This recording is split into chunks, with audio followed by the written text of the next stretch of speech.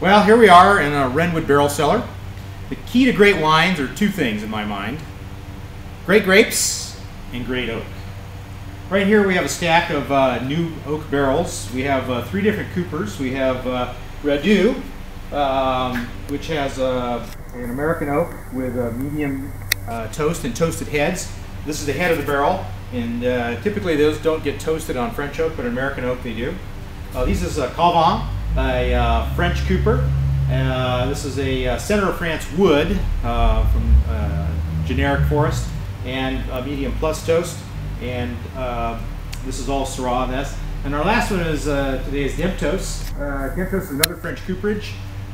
These are actually coopered in California, though. They have a facility there, cooperage. We have medium toast American oak with toasted heads.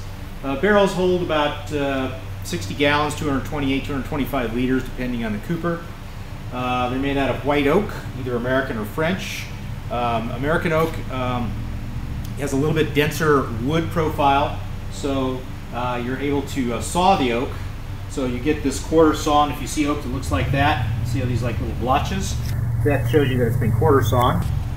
If you look at French oak, you really never see that because they have to split it and they have to follow the grain. So you can look on here, you never see any of that that blotchiness there because it's all split wood, not sawn wood.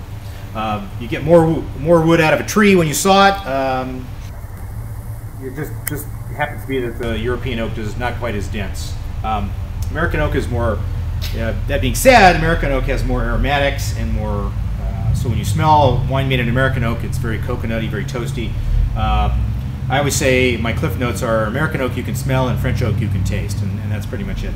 You can smell good French oak when it's in the wine, but the flavor profile is more intense with the French oaks than it is with the American oak. Some of the other things we want to look at, the ends of the barrels, as I said, are called the heads. There's a couple other terms. They call this the crows.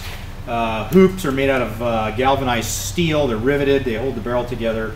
If you looked on the sides of the barrel, you can see that each one of these is a stave, and the staves are put together or cut out of oak trees, and then usually they're left in wood lots for 2 to 3 years, and then they're finished. There's nothing between these staves except wood, so it's a 17-degree bevel on each stave, and when you pull them together, they lock and they don't leak. It's really an amazing thing. And the way they move the staves, because they're straight when they start out, is they put them in all together with one hoop holding them, and they'll put a fire underneath them. And the fire heats the wood, and the moisture in the wood allows it to be bent. And they slowly work these hoops down over the barrel. They'll flip it over and repeat that process, and eventually they've got a completely finished barrel, except for the heads. Then they'll leave it on the fire a little bit longer, and that's where we get our toast levels, this medium plus, medium, what's this one here? We've got medium toast. And of course the toast level is a subjective thing. For some cooperages, they've been doing it for so long, they know, you look at it and you go, okay, this amount of brown is a medium toast. Well, that medium toast may be somebody else's heavy toast, or maybe somebody else's light toast. Today we have a lot more help in the cooperages. We have infrared pyrometers to read the temperature. We can look at the wood. We know how long the fire is.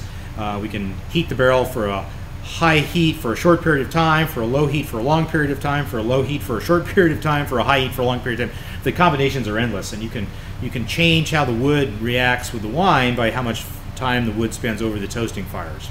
So it's very, very intricate, and while it's a process that's been going on for hundreds and hundreds of years, if not thousands of years, today we have even more choices and more types of ways that we can improve our wines by using different oak barrels. You can see this is one wine with several different kinds of barrels in it. Each one is going to contribute a little piece to this wine and make it a very complex and very flavorful wine. I just wanted to say one last thing. Our company, Wrenwood, is a California winery, but our ownership is from South America. These are some barrels that we're bringing in. They're made out of European oak. This is their toast. The type of toast is their Odyssey, and their company is Tonellerie Nacional. They have a cooperage in Santiago, Chile, and a sales office in Mendoza, Argentina, very close. we saw how these barrels were made, and they have a very good computerized lab. In fact, one of the great things is you may notice my dog running around in these videos. They actually have dogs down there that are trained to smell for off odors in the woodlot. So the barrels are all sniffed by these dogs ahead of time to look for bad stays before they ever get into a barrel. So a very old way of looking at a high-tech way of bringing quality control to the barrels.